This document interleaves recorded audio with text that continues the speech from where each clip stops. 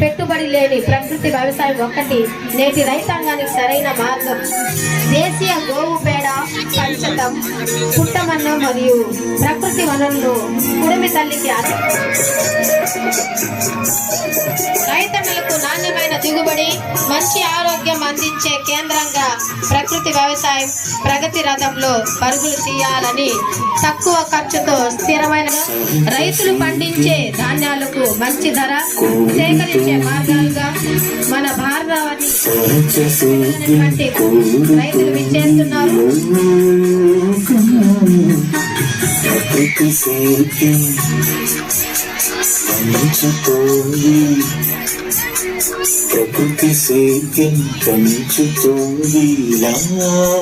మన అందరి అన్న ప్రదాత రైతులు చూడండి ఎంత బాగున్నారు.